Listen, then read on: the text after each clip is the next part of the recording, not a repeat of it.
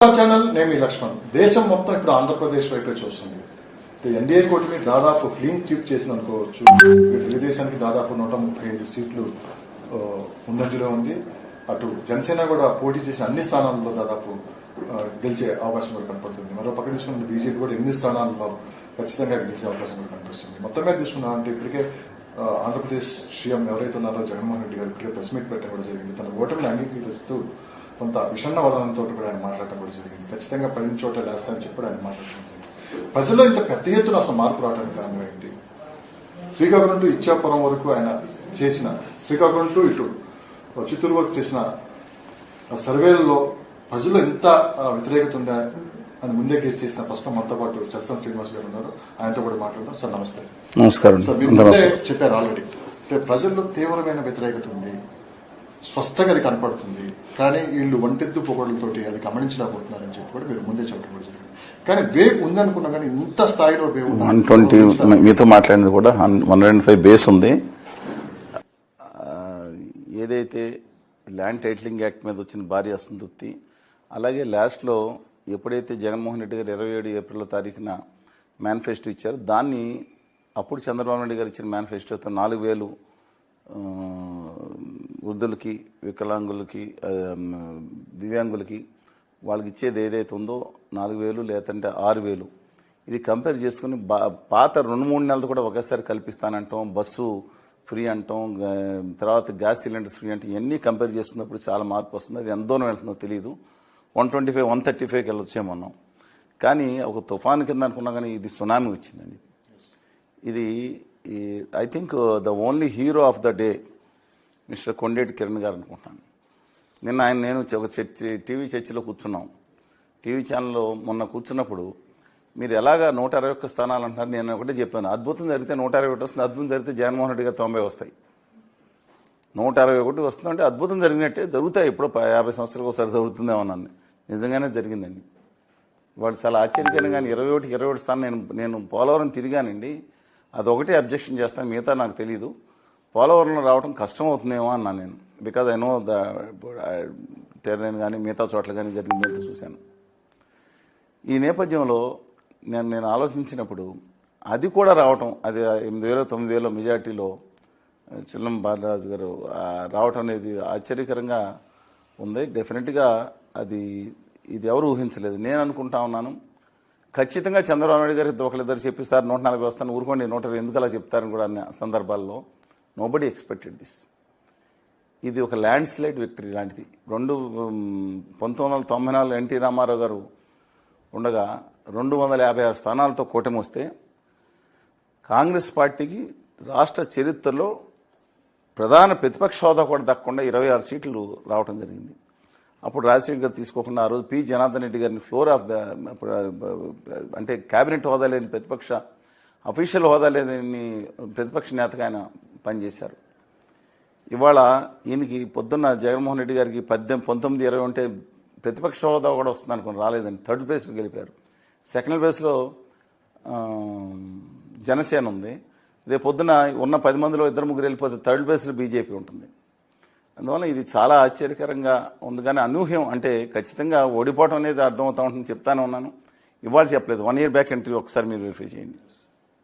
సరిగ్గా 1 year back అంటే probably maybe April 2023 అనుకుంటాను. నేను ఇక్కడ మీరు దాంట్లో ఇచ్చింది. ఆ రోజు కూడా స్పష్టంగా చెప్పాను. ఆ రోజే మైనస్ ఉంది. 100 స్థానాలు పైబడి 120 స్థానాలు పైబడి ప్రతిపక్షం అంటే జగన్మోహన్ రెడ్డి గారికి వ్యతిరేకంగా ఉన్న తెలుగుదేశం, జనసేన వచ్చే అవకాశం ఉంది. వామపక్షాలు కలిస్తే 120, 130 అని. కానీ ఇంకో విషయంలో బీజేపీతో కలవకుండా ఉంటే మంచిది అనుకున్నాం. కానీ ఎవరితో కలిసిన బీజేపీతో కాదు, ఎంఐఎంతో కలిపినా సరే జగన్మోహన్ రెడ్డి గారు వ్యతిరేకంగా ఎన్నికలు జగన్మోహన్ రెడ్డి గారు ఉండాలా లేదనే దాని మీద జరిగిందని అర్థమైపోయిందండి. అందువల్ల ఎవరు జరిగినా సరే 124 స్థానాలు 164 స్థానాలు. ఇట్స్ నాట్ ఏ జోక్ అండి. ఇది రిసౌండింగ్ విక్టరీ.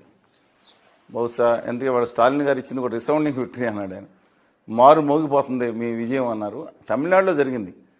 తమిళనాడులో డిఎంకే అధ్యక్షుడు చెప్పక్ నుంచి ఒకే ఒక్కడు నెగ్గాడు. తర్వాత ఇంకొకడు కరుణానిధి గారు 239 స్థానాలు ఉన్న తమిళనాడు అసెంబ్లీలో కరుణానిధి గారు ఒక్కడే నెగ్గాడు. ఆ రోజులు ఉన్నాయి. ఆఫ్కోర్స్ నేను అంటే జరగలేదని కాదండి.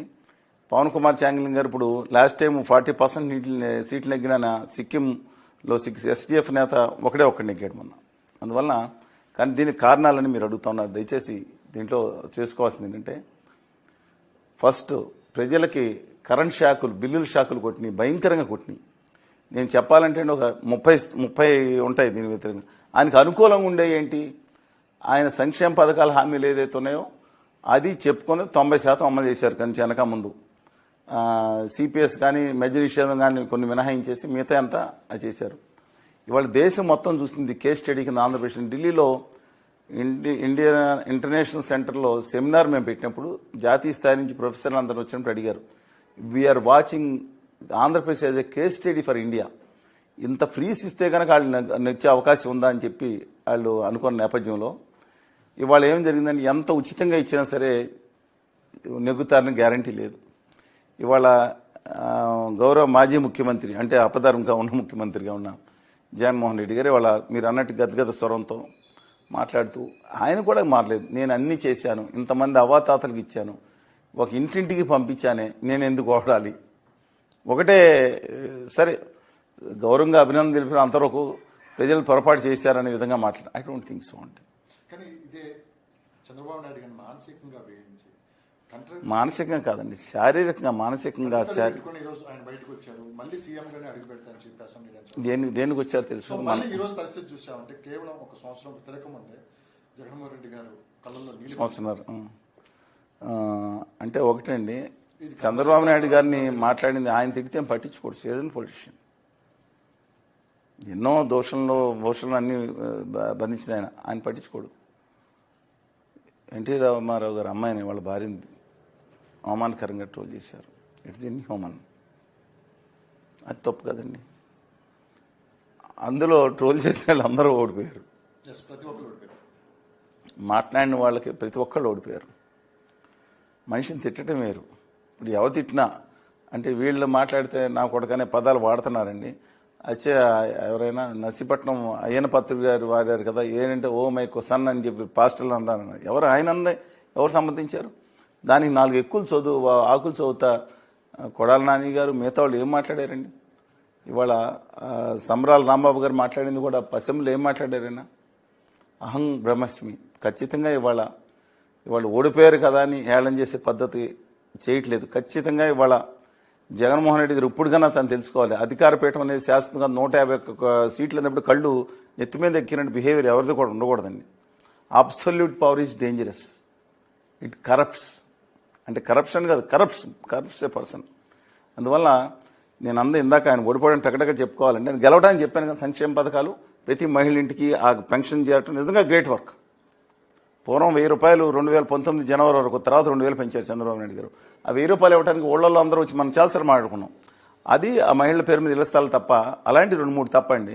మిగతాది 50 కండిషన్స్ ఉన్నాయి. నిరుద్యోగులు జాబ్ క్యాలెండర్ లేదండి, జాబ్ క్యాలెండర్ లేదు. 5 ఏళ్ల నుంచి 40 లక్షల మంది కొత్త ఓటర్స్ వచ్చారు. జవాబుదారీ వ్యవస్థ లేదు, మాట్లాడటానికి లేదు. మంత్రికి సర్వదర్శనం తప్పితే, ధర్మ దర్శనం తప్పితే ప్రైవేట్ దర్శనం లేదు, ప్రత్యేక దర్శనం లేదు, బ్రేక్ దర్శనం లేదు. కనీసం శ్రీవాణి కొట్టుకుంటే టిక్కెట్లు అందరూ టిక్కెట్లు కూడా పెట్టలేదండి. ఇక్కడ నేను చెప్తున్నాను, పరదాల వెనకమాల ఉన్న ముఖ్యమంత్రిగా దాంతోపాటు అమరావతి మహిళలు కళ్ళమ్మ నీళ్లు పెట్టుకున్నారండి. ఎలా వేధించారో తెలుసా మీకు? ఇప్పుడు మా మీద కూడా కేసులు పెట్టారు, మేజర్మెంట్ చూపించకపోవచ్చు, నేను స్టే మీద కొనసాగుతున్నాను హైకోర్టులో యాజ్ ఆన్ డేట్. ఇప్పుడు అదే కనుక మీ మీడియా పర్సన్ అయితే అడాప్ట్ చేసేస్తారు. చెప్తున్నాను, నేను పాదయాత్రలో పాల్గొన్న, నా వ్యక్తిగత విషయాలను పాల్గొన్నాం అంటే నేను ప్రాణం అర్పించేస్తా, దానికోసం తీసేస్తా అలా మాట్లాడకపోవచ్చు, కానీ దానికి సంఘీభావం తెలియజేస్తాం. ఖచ్చితంగా అమరావతి ఆంధ్రప్రదేశ్ రాష్ట్రానికి హరిత అన్ని వర్గాల నివసం ఏకైక రాజధానికి ఉండాలి, సమాంతరంగా ఇచ్చాపురం టు హిందూపురం ఉండాలని కూడా స్పష్టంగా చెప్పాం. ఏ రోజు చేంజ్ లేదు. అది కూడా కాకుండా ఇందాకన్నట్టు చంద్రబాబు నాయుడు గారు 74-73 సంవత్సరాల మనిషి, ఆరోగ్యపరమైన ఇబ్బందులు ఉన్నాయని, అలాంటిది బస్సు దగ్గరికి రాత్రిపూట 11 గంటలకు వందలాది మంది పోలీసులు పంపించేసి ఇప్పుడు వస్తారా కాదు రాత్రి డిస్టర్బ్ చేయొద్దన్నారని ఎన్ఎస్జీ కమాండోస్ వద్దంటే చుట్టుపక్కలంతా హడావిడి చేసుకుంటా బస్సులో ఉన్నారు. ఆయన పడుకుని నిద్రపోతారా? అంటే మనిషిని వేధించడం. పొద్దున కాదు హెలికాప్టర్ ఉందని ఒకళ్ళు హెలికాప్టర్లో ఆ రోజు వచ్చింది ఆపరేటిస్టు ఈ రాజశేఖర్ గారు కూడా ఈ చోట వెళ్ళాడు చూద్దామని చెప్పి ఎందుకు ఆయన బస్సులో ఆయన కారులో వచ్చారు. ఆయన వచ్చిన తర్వాత రాత్రి 11 గంటలు దాటే వరకు ఆయన ఇంటరాగేట్ చేశారు, పోలీసులు ఇంటరాగేట్ చేశారు.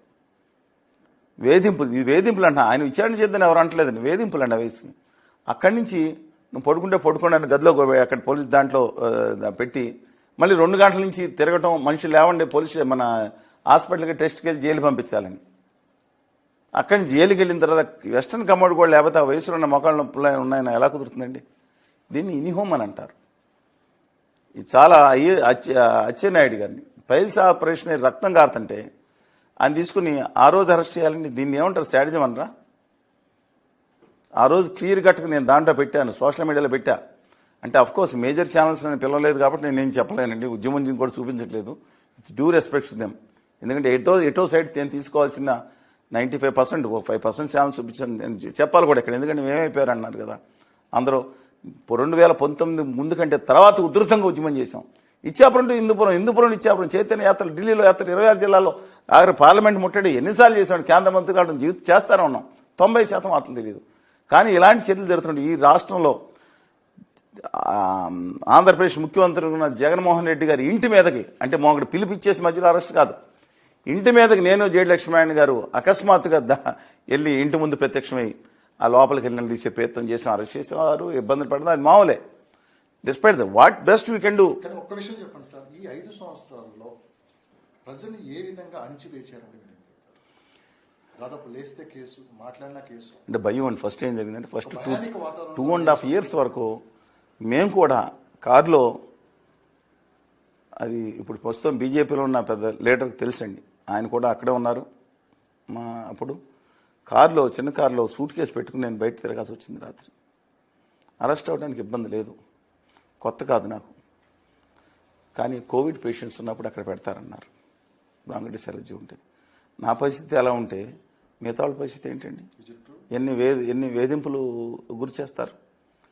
ఇవాళ సరే ఉద్యోగ నాయకుడి సంగతి వదిలేసేయండి, ఆంధ్రప్రదేశ్ చేసిన మోసం అతని సంగతి వచ్చేయండి. మిగతా వాళ్ళండి, నేను అచ్చెన్నాయుడు గారు చెప్పాను కదా, ఎవరో సోషల్ మీడియాలో పోస్ట్ పెట్టినాయని నరకయాతన తన్నుకుని కొట్టుకుని